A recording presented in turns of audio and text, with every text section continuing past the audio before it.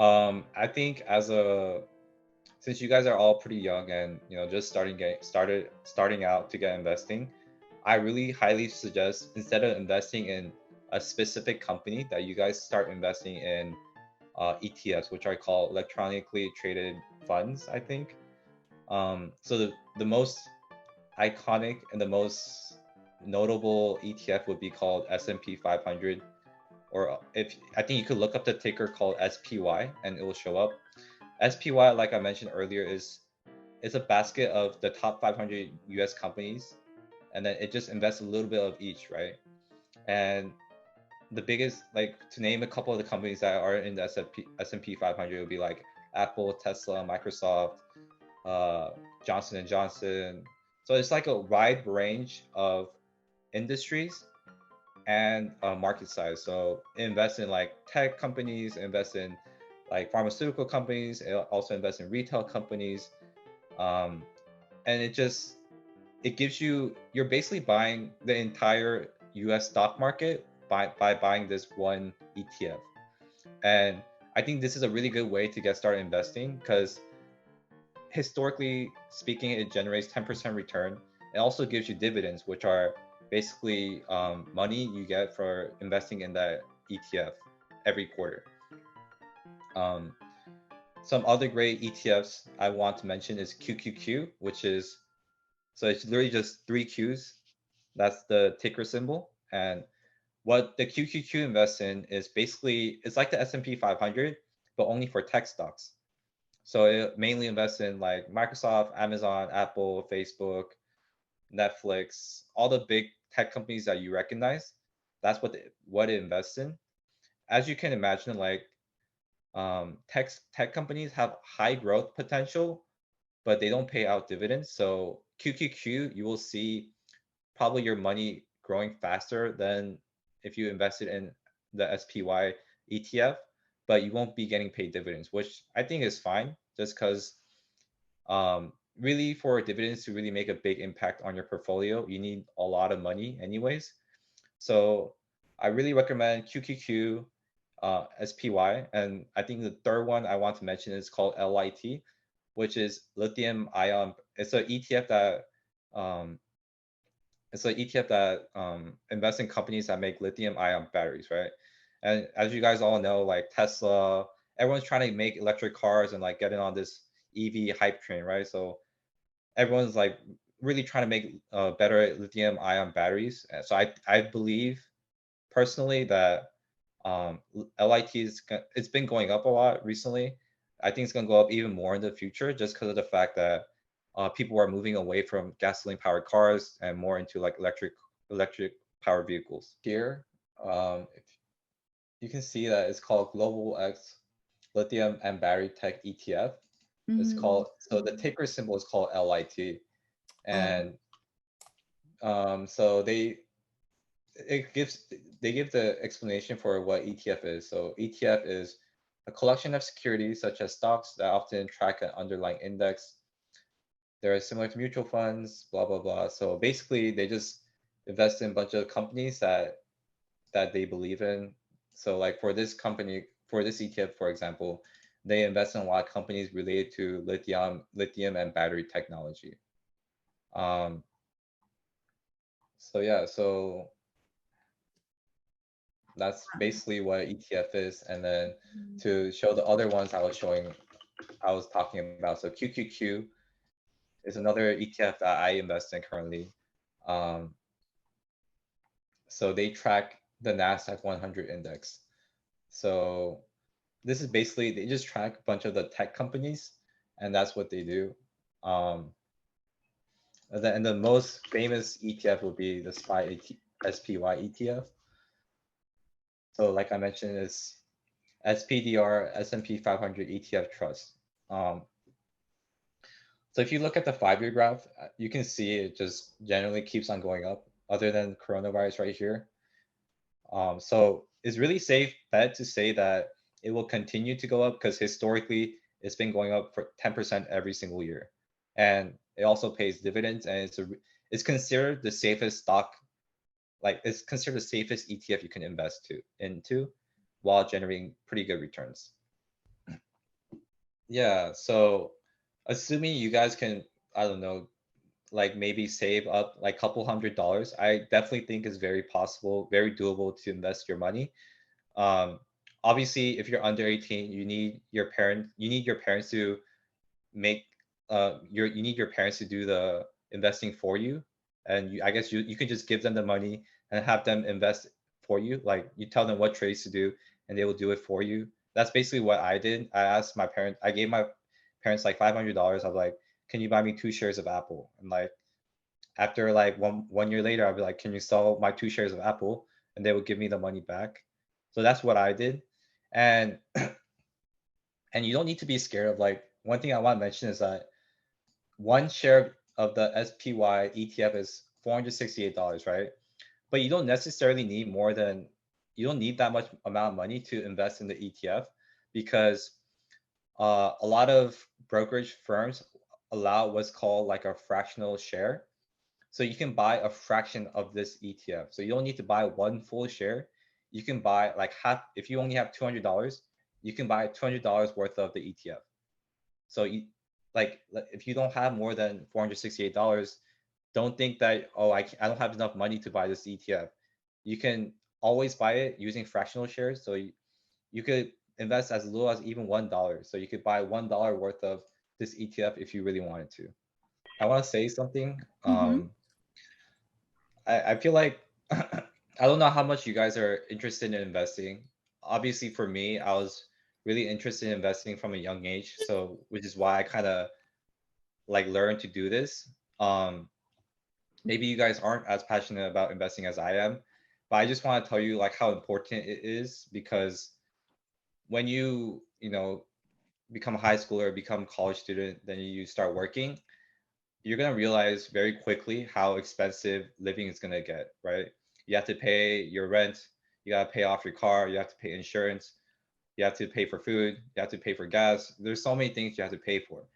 And investing really is a way to it's like I consider it my cheat code, because yeah, someone else might be earning a lot more than me, but because like I'm very successful at investing, I make more money than them, right?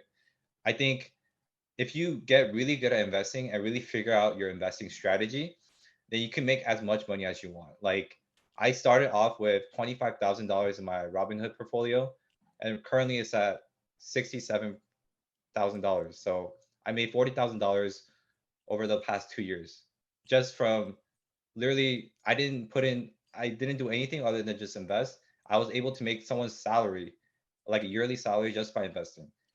And same goes for my cryptocurrency. I bought Bitcoin. I bought around $5,000 worth of Bitcoin back in college, and now it's worth $50,000, right? I basically I basically doubled I basically doubled how much I earned in 1 year, because I was very successful at investing my money. And I think the key to getting good at anything, right, is spending more time and getting and just practicing. So the younger you start, the better you'll get. And maybe I don't know how important money feels to you guys right now. Maybe because your parents give you everything, you guys don't feel like you need money. But once you become like a college student, you're gonna realize like there's so many things you want, right? Like, hey, I want a nice car, I want like nice clothes, I want nice shoes, oh, I want that new PS5, and all of this thing is like it's really hard to afford if you don't find new ways to make money. And I think investing is a really good way to a really good and very it's a really good way with a lot of resources to learn how to invest like and make more money.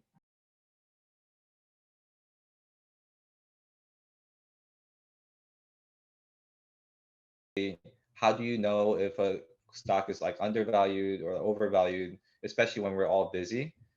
I don't actually. I don't know. But the way I kind of get around that is by the fact that I invest in a lot of the ETFs I mentioned, which invest in a bunch of different companies. So like it doesn't matter if one company is overvalued or undervalued, because it averages out over a bunch of the different little companies.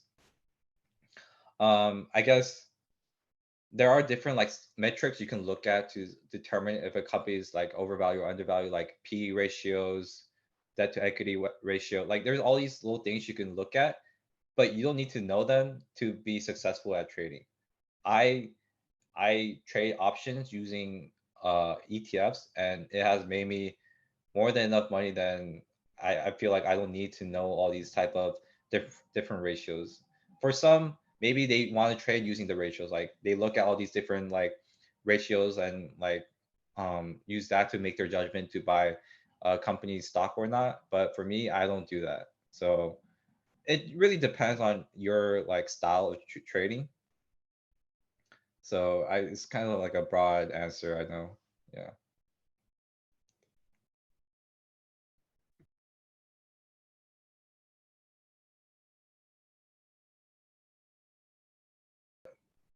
Just look at articles and kind of follow trends. So I remember when I first bought stock back in, so I mentioned in high school how I bought Apple and Netflix, right? So I Mm. bought Apple. So back in high school, I used to read the Times magazine. I remember back in high school, they released the iPod Touch, and I was like, and I saw a Times magazine article, and I was like, this is like, I personally thought this is like a revolutionary product.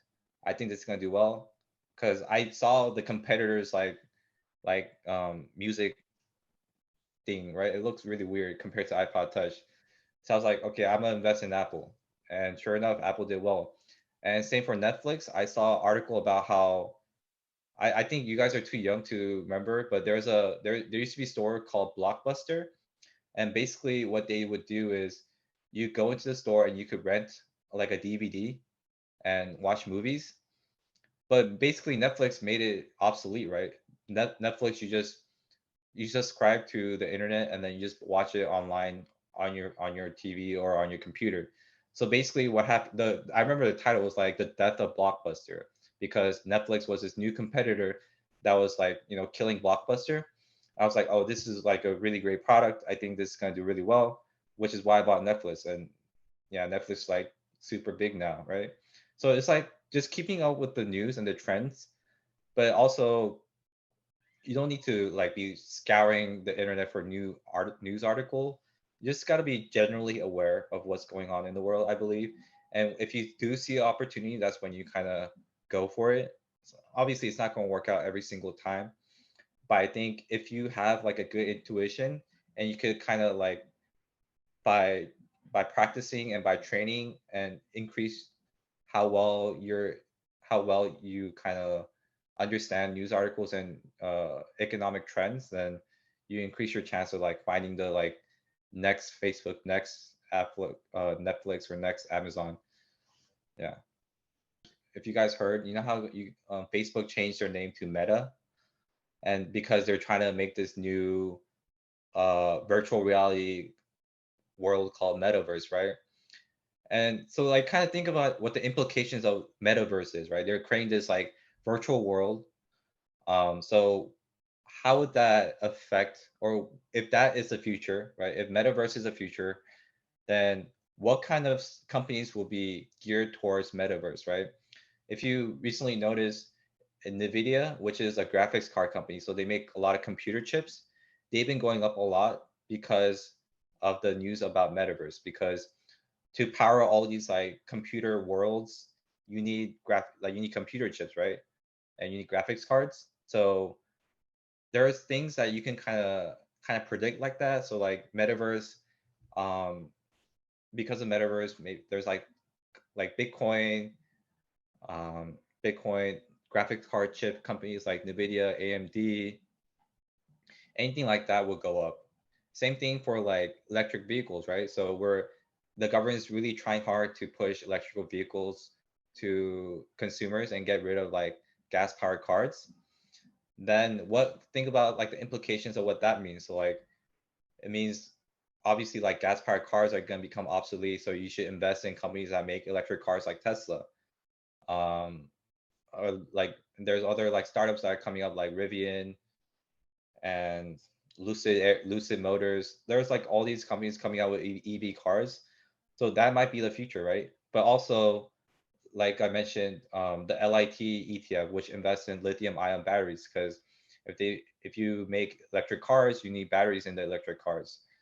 So lithium-ion batteries are the future. Like there are different things that you need to consider when you look at a news and kind of think into the future, I guess. Like kind of imagine where this one piece of news will take, like what would happen next 5 years, next 10 years.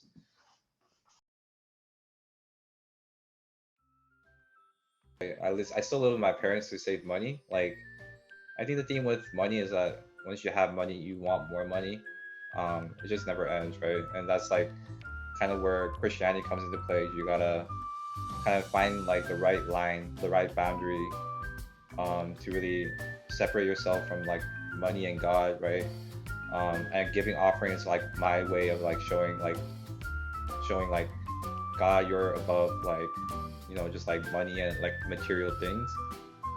And in terms of just like temptation to spend money, I don't really have any temptations, just because like I know like even though I made like a lot of money for my age, like in the like life is a marathon, right? You live till like you're 80, so I still have like 60 years. I don't know what's gonna happen in the future, right? I might be doing well right now, but it might all just like crash and like come zero. Like I don't know what's going on. I don't know what's gonna happen. So I think it's really important to make sure that you always stay humble, and then you stay to your roots. Like I'm just saving up so I could buy a house later on. And I just want to close with like saying that all this all this type of knowledge that maybe if you want to learn more, I think the financial like Instagrammers and YouTubers that I linked are really good, a good way for you guys to learn more, just because of the fact that they do all the research for you, and then they present it in a really clear and concise way, right? So they all talk about they have different topics that they talk about. So they talk about like, oh, maybe like the top 10 stocks you want to invest in the future, and then they like do their own research and they present these stocks to you. So like in a way, by watching these type of like finance YouTubers and like Instagrammers, they're doing all the research for you, so you don't need to do it yourself. I think it's a really great way to get news in a very easy way, because you're not reading like really hard words or anything. That's personally what I do, so I kind of recommend you guys do the same thing.